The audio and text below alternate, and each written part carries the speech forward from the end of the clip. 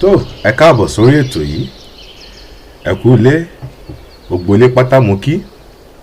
Orúkọ tèmi ni Abọ́lárìn Adéọlá tí gbogbo èèyàn mọ̀ sí Kábíyèsí.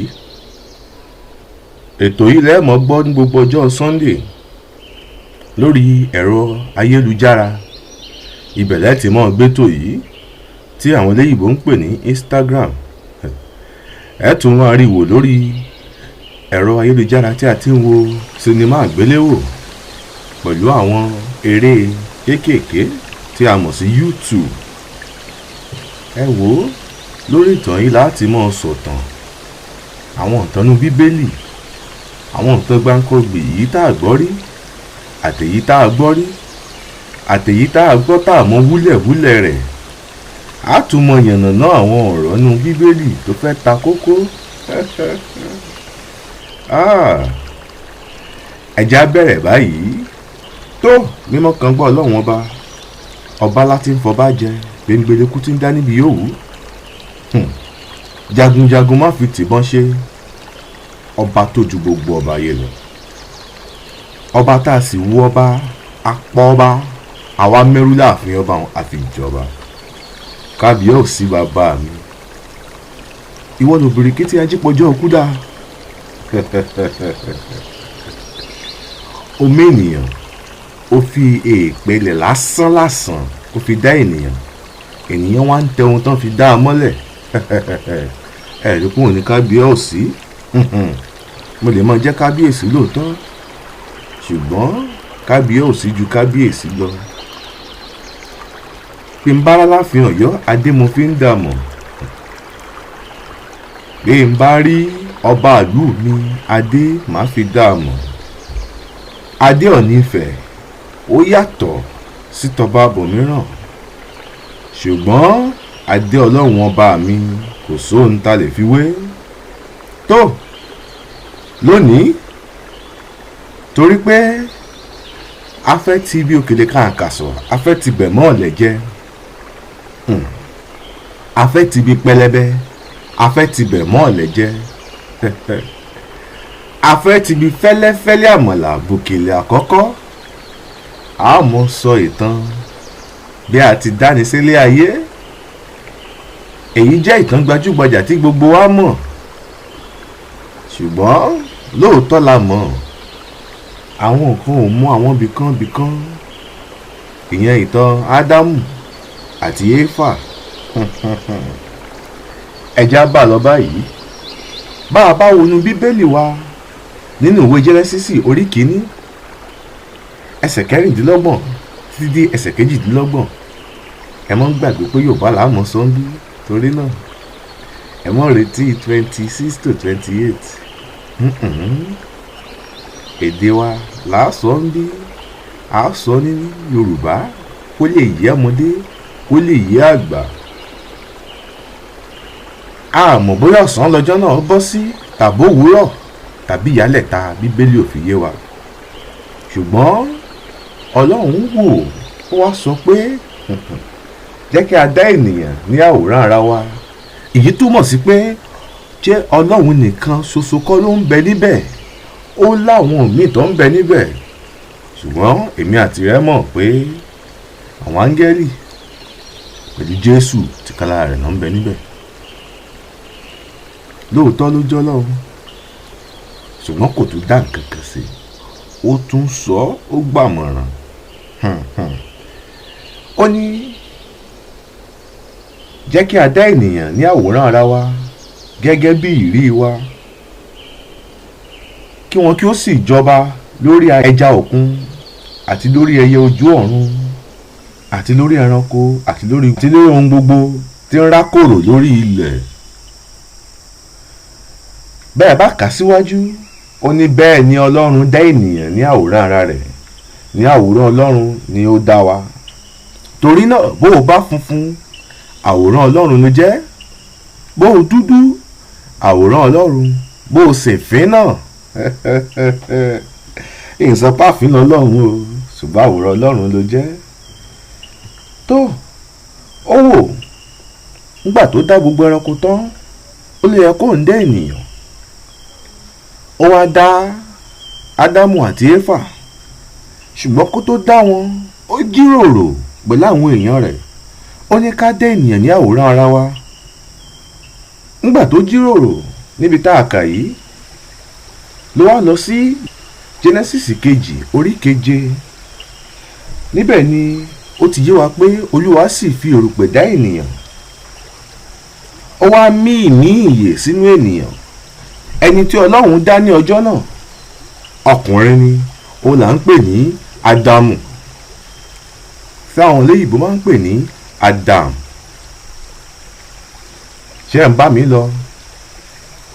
Ó dá mi lójú pé ẹ ní gègé lọ́wọ́ pẹ̀lú tákàndá tẹ́ ẹ fi ń kọ́lẹ̀.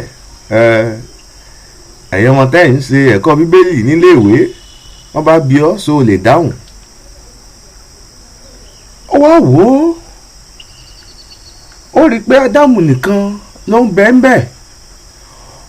Ó sọ fún Ádámù, ó kọ́ àwọn ẹranko fún, ó ní kó fún wọn lórúkọ. Ṣùgbọ́n nígbà tó yá, ó rí i pé kò sunwọ̀n fún Ádámù láti dá wà. Ó wá lọ sí orí 101. Ó ní Olúwa Ọlọ́run sì mú oorun ìjìká kùn Ádámù, ó sì sùn. Ó sì yọ ọ̀kan nínú egungun ìhà rẹ̀, ó sì fi ẹran dí ipò rẹ̀. Èyí túmọ̀ sí gbogbo ọkùnrin tí ń bẹ láyé a ti yọ egungun kan níbi ìhà wa tí a fi ẹran dípò rẹ̀. Olúwa Ọlọ́run sì fi egungun ìhà tí ó mú nì ìhà ọkùnrin náà mọ́ obìnrin, ó sì mú tọ̀ ọkùnrin náà wá. Ṣá wá sọ pé gbogbo obìnrin tí ń bẹ láyé kìí ṣe èpè ló fi dá wọn ni èpè ló fi dá wọn. Ṣùgbọ́n gẹ́gẹ́ bí àwọn iléèbó ṣe máa ń wí, wọ́n ní wọ́n ṣe wọ́n látara finish product, wọ́n ń ṣe raw material. Èyí túmọ̀ sí pé wọ́n dá wọn látara ohun tí a ti dá tẹ́lẹ̀tẹ́lẹ̀ àti àtilẹ̀ dá wọn. Ẹ má jẹ́ ń sọ̀rọ̀ lórí yìí. Ó mú obìnrin náà tọ̀ Ádámù. Nígbà tí Ádámù sì rí, ẹni kí ló wí? Bẹ́ẹ̀ bá wo Genesis orí 2 ẹsẹ̀ 20-3. Ádámù sì wí pé èyí ni egungun nínú egungun mi àti ẹran ara nínú ẹran ara mi. Obìnrin ni a ó máa pè é, nítorí tí a mú jáde láti ara ọkùnrin wá. Nínú ọkùnrin láti yọ orúkọ obìnrin. Obìnrin túmọ̀ sí pé ohun tí a mú lára ọkùnrin. Bẹ́ẹ̀ ni ìtumọ̀ obìnrin nu. Ádámù ló sì fún Éfà ní obìnrin. Ádámù náà ló fún lórúkọ tó ń pè ní Éfà. Bẹ́ẹ̀ ni. Nígbà tí Olúwa dá wọn tán, bẹ́ẹ̀ bá wo orí 2 yìí, ẹsẹ̀ 14. Ó ní Olúwa Ọlọ́run sì fi àṣẹ fún ọkùnrin náà pé nínú gbogbo igi ọgbà ni kí wọ́n kí ó máa jẹ. Ó dá igi lọ fún wọn rẹ́kẹrẹ́kẹ́. Kò nílò pé à ń ṣiṣẹ́ mọ́. Ó ti fún wọn lóúnjẹ tí wọ́n mọ̀ jẹ. Olúwa Ọlọ́run sì fi àṣẹ fún ọkùnrin náà pé nínú gbogbo igi ọgbà ni kí ìwọ kí ó máa jẹ. Ó wá fi ṣùgbọ́n kan sí o ní ẹsẹ̀ 17. Ó ní ṣùgbọ́n nínú igi ìmọ̀ rere àti búburú ni ìwọ kò gbọdọ̀ jẹ nínú rẹ̀, nítorí pé ní ọjọ́ tí ìwọ bá jẹ nínú rẹ̀, kíkú ni ìwọ yóò kú. Lóòótọ́ Olúwa fún Ádámù ní ìkìlọ̀. Bẹ́ẹ̀ bá kà á dáadáa, Ádámù ni a fún ní ìkìlọ̀ ń bí, kò ń ṣe Ádámù àti Éfà.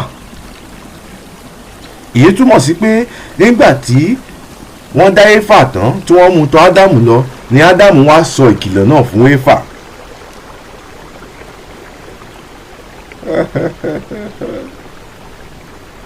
ló sọ ìkìlọ̀ náà fún Éfà. Torí náà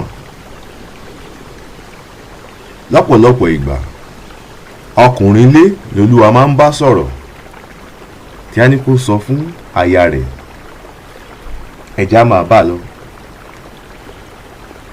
Ìgbà tó di ẹsẹ̀ 20, Ádámù sì sọ ẹran ọ̀sìn gbogbo àti ẹyẹ ojú ọ̀run àti ẹranko ìgbẹ́ gbogbo ní orúkọ, ṣùgbọ́n fún Ádámù a kò rí olùrànlọ́wọ́ tí ó dàbí rẹ̀ fún. Ìyẹn tá a bá padà sẹ́yìn bí ẹsẹ̀ bàtà 2. Ádámù ló sọ gbogbo ẹranko pátá ní orúkọ. Tó Ádámù àti Éfà ti fẹ́ra wọn, wọ́n ti jọ wà nínú ọgbà. Bíbélì sì fi yé wa pé tó bá ti di ní ìrọ̀lẹ́, gẹ́gẹ́ bí a ti sọ nínú Bíbélì, wọ́n ní tó bá ti di nígbà tí ojú ọjọ́ pa fírí tí atẹ́gùn tútù sì ń fẹ́, wọ́n ní Olúwa sì wá sínú ọgbà náà, a sì wá bẹ̀ wọ́n wò. Ṣé ẹ mọ̀ pé gbà yìí gbogbo ilẹ̀ á tutù? Olúwa á bẹ̀ wọ́n wò nínú òtútù náà. Ó mà ṣe o, a sọ ìgbádùn ayérayé nù. Tẹ́ ẹ bá wo ẹsẹ̀ 3 níbi tá a ti máa fi àdàgbà ètò rọ̀ fún tòní, ó ní ẹranko kan tí a ń pè ní ejò. Nígbà náà ejò lẹ́wà púpọ̀, ó jẹ́ ẹranko tí gbogbo ẹranko tó kù fẹ́ràn. Bẹ́ẹ̀ bá ka Bíbélì yín dáadáa, wọ́n mọ yànnà náà láìpẹ́. Ó wá tọ̀ Éfà lọ. Bíbélì ní ó jẹ́ alárékérekè, èyí túmọ̀ sí pé ẹranko tí ó gbọ́n àgbọ́n jù. Ṣé ẹ mọ̀ pé láyé ìsìn bá a bá réjò bẹ́ẹ̀ fẹ́ pe jù, bẹ́ẹ̀ bá lè lọ tún asáwọ̀ òsì, bẹ́ẹ̀ bá lè lò sí asáwọ̀ tún, bẹ́ẹ̀ bá lè lọ sókè asáwá sísàlẹ̀. Ó túmọ̀ sí pé lóòótọ́ a ti fi ré, ṣùgbọ́n ọgbọ́n ẹ̀ sì ń bẹ́ẹ̀. Ó bá tọ̀ Éfà lọ. Ó ní tẹ́ bá ka ẹsẹ̀ 1 nínú orí 3, ó ní Ọlọ́run ti dá, ó sì wí fún obìnrin náà pé òótọ́ ni Ọlọ́run wípé ẹ̀yin kò gbọdọ̀ jẹ gbogbo èso igi ọgbà. Ẹ̀rí ibi tó ti bẹ̀rẹ̀, ó ní òótọ́ ni pé Olúwa ní ẹ gbọdọ̀ jẹ gbogbo èso igi ọgbà. Obìnrin náà sì wí fún ejò náà pé àwa máa jẹ nínú èso igi ọgbà, ṣùgbọ́n nínú èso igi tí ó wà láàrin ọgbà, Ọlọ́run ti wí pé ẹ̀yin kò gbọdọ̀ jẹ nínú rẹ̀, bẹ́ẹ̀ ni ẹ̀yin kò gbọdọ̀ fọwọ́ kàn án, kí ẹ̀yin kí ó má bàa kú. Tó Olúwa ṣàánú ẹni tí ó mú wa ṣèsọ́lọ́run, bàbá mọ́jọ́ tọ̀ wá wá. Ejò náà sì wí fún obìnrin náà pé ẹ̀yin kì yóò kú ikú kankan.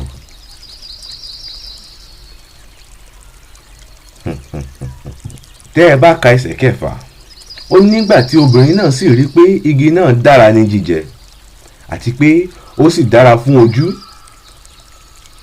àti igi tí a ìfẹ́ láti mú, ẹ má bínú, igi tí a fẹ́ láti mú ni gbọ́n.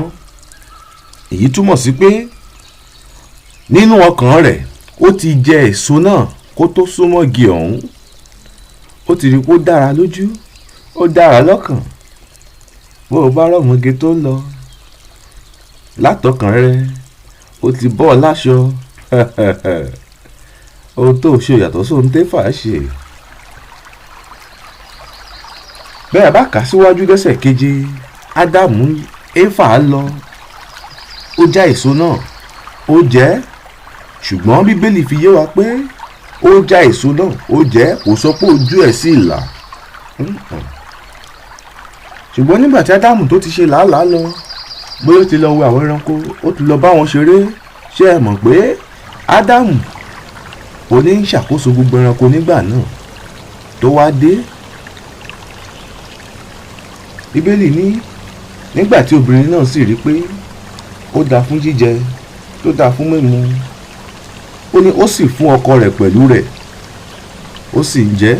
Èyí túmọ̀ sí pé látayébáyé lobìnrin ti ń dáná fọkùnrin torí ìfẹ́ tó sì ń bẹ láàrin wọn. Kò tiẹ̀ sì yọnu láti bí pé ṣé kì í ṣèṣọ ní amọ́jẹ ló ń jẹ. Ó fún Ádámù léso jẹ. Ìgbà náà lójú àwọn méjèèjì ṣẹ̀ wàhálà torí pé ìkan ṣoṣo ni wọ́n. Egungun ìhà Ádámù ò ní Éfà. Bí Éfà bá dájẹ́ ojú ẹ̀ ò lè dálà. Wọ́n jọ jẹ́ lójú àwọn méjèèjì ṣe là. Kí wá ló ṣẹlẹ̀ nígbà tí wọ́n jẹ èso yìí tán? Nígbà tí Olúwa pè Ádámù tó sọ pé ìhòhò ni òun wà. Ibi tí ìyà ọmọ ènìyàn ti bẹ̀rẹ̀ rèé. Olúwa fi ejò náà rèé. Olúwa Ọlọ́run sì wí fún ejò náà pé nítorí tí ìwọ ti ṣe èyí, a fi ìwọ bú nínú gbogbo ẹran àti nínú gbogbo ẹranko ìgbẹ́. Inú rẹ ni ìwọ ó máa fi wọ́. Èyí túmọ̀ sí pé tẹ́lẹ̀tẹ́lẹ̀ ejò a máa rìn lórí ẹsẹ̀ rẹ̀. Ó ní erùpẹ̀ ilẹ̀ nìwọ ó máa jẹ ní ọjọ́ ayé rẹ gbogbo. Èyí túmọ̀ sí pé tẹ́lẹ̀tẹ́lẹ̀ ejò a máa jẹ oúnjẹ tó dáa jẹ erùpẹ̀ lọ. Ó ní èmi ó sì fi ọ̀tá sáàrin ìwọ àti obìnrin náà àti sáàrin irú ọmọ rẹ̀ àti irú ọmọ rẹ̀. Èyí túmọ̀ sí pé tẹ́lẹ̀tẹ́lẹ̀ ọ̀rẹ́ ń bẹ láàrin ènìyàn àti ejò. Ó ní òun ó fọ́ ọ ní orí, ìwọ ó sì pa ní gìgé ẹsẹ̀. Àtijọ́ náà lọ́mọ ènìyàn ti ń sá féjò, téjò sì ti ń sá fún ọmọ ènìyàn. Ó wá fi obìnrin náà rèé. Ó ní nínú ìpọ́njú ni ó ti mọ́ ọ lóyún. Àtijọ́ náà lobìnrin ti ń wọ̀ pọ́njú bó bá ti lóyún. Ó jẹ́ kó yé pé inú ìpọ́njú ni ó ti mọ́ bímọ. Ibẹ̀ ni a ti bẹ̀rẹ̀ kóbìnrin máa gbin kó tó bímọ. Bí ò bá ṣèyí ni wẹ́rẹ́ wẹ́rẹ́ làbá máa bí láì gbin, láì ṣìyọnu, láì ṣe wàhálà. Ó wá fi ọkùnrin náà rèé. Ó nítorí pé ó gbọ́ ohùn aya rẹ̀ gbọ́. Ẹ̀yin ọkùnrin, mi ò ní ẹ mọ́ gbóhùn aya yín gbọ́. Ṣùgbọ́n láyé tá a wà nísìnyí, ẹ jẹ́ kó wọn Ọlọ́run ṣáájú. Ó jẹ́ kó yé pé ó ní tó sì jẹ nínú èso igi náà níyì tí ó ti pàṣẹ fún wọn pé kí wọ́n má jẹ. Ó nítorí náà inú ìpọ́njú ni ó ti máa jẹ. Àtijọ́ náà ló ti di pọ́kùnrin ní ń bọ́ta láàárọ̀ kùtùkùtù tí ń lọ ṣiṣẹ́. Bó ti wù kíyàwó lówó tó, tọkọ náà ni wọ́n mọ retí kó mú ohun tí wọ́n jẹ wálé. Tó ó ní ẹ̀gún òṣùṣú yóò máa hù jáde fún ọ, ìwọ ó sì máa jẹ ewéko ìgbẹ́. Èyí túmọ̀ sí pé tẹ́lẹ̀tẹ́lẹ̀ ẹranko lásán là ń jẹ, a kì í jẹ ewéko. Ìgbà náà lọ́mọ ènìyàn bẹ̀rẹ̀ sí ń jẹ ewéko bí ẹ̀fọ́, bí tẹ̀tẹ̀, bí ṣọkọ, àtèyí táwọn eléèbó máa ń pè ní sàláàdì. Ó ní ní ogún ojú rẹ ìwọ yóò máa jẹun títí ìwọ yóò fi padà sí ilẹ̀. Èyí túmọ̀ sí pé tẹ́lẹ̀tẹ́lẹ̀ gẹ́gẹ́ bí ọkùnrin, o ò nílò láti làágùn kó o tó lówó. Ṣùgbọ́n Olúwa ti sọ báyìí, ó ní dandan ni. Ǹjẹ́ ègún yìí ṣì wà lórí wa bí? Ǹjẹ́ a ti pè ègún yìí rẹ́? A mọ̀ sọ ìtàn láti inú Bíbélì tí ó mọ yànnàná bóyá ègún yìí sì wà àbí ègún yìí ti tán. Ẹ jẹ́ ká fèyí ṣe ìbẹ̀rẹ̀, ká tún fi àkókò yìí ṣe ìlọ. Ẹ ṣé lọ́pọ̀lọpọ̀. A dúpẹ́ lọ́wọ́ ọmọdé àtàgbà, gbogbo etí tó gbọ́. Ẹ dákun, bẹ́ẹ̀ bá ní ìbéèrè, ẹ máa tẹ̀ sábẹ́ ẹ̀rọ ayélujára tí ẹ ti ń gbọ́ ètò yìí. mo fi dá yín lójú pé a ó máa dáhùn gbogbo ìbéèrè yín bẹ́ẹ̀ bá sì lọ́nà tá a tún lè gbà sí tí ó dájú báyìí lọ. a ṣetán láti gbọ́ yín. kókó tiwa ni pé a fẹ́ kí gbogbo ayé mọ̀ nípa bíbélì kán sì mọ̀ nípa Ọlọ́run. kí Olúwa kó wà pẹ̀lú yín. lẹ́ẹ̀kan sí orúkọ tèmi ni Abọ́lárìn Adéọlá tí gbogbo ènìyàn mọ̀ sí kábíyèsí. Olúwa mo fi wọlé, Ọlọ́run náà ni wọ́n fi máa lọ. tí n bá fẹ́ kí màá ní ọ̀mọ̀ràn tí mo yún ní ògbín tí mọ̀ bọ́kùnrin ni àbóbìnrin kú tó di pé ìgbín bímọ. ó dá orí, dá apá, dá itan, dá ẹsẹ̀, dá ẹ̀yìn, dá ojú. ó mọ̀ pérépéré, ó gbé sínú aláboyún. oṣù 9 gẹ́rẹ́gẹ́ ó tanná síbẹ̀, fomi síbẹ̀, filé síbẹ̀ fọ́mọ náà. kò yí ẹ̀dá alààyè kan. ọba tí ń pani lálẹ́ tí ń jíni lówùúrọ̀ láì gba kọ́bọ̀ lọ́wọ́ ẹni ká bíọ́ òsì. ọba tí ó jà á lọ tí ó tún já bọ̀ níjọ́ mẹ́jọ. tó ibikíbi tó bá wà gbọ́wọ́ rẹ̀ sókè kò ní Olúwa ó ṣe é. ó dàbọ̀.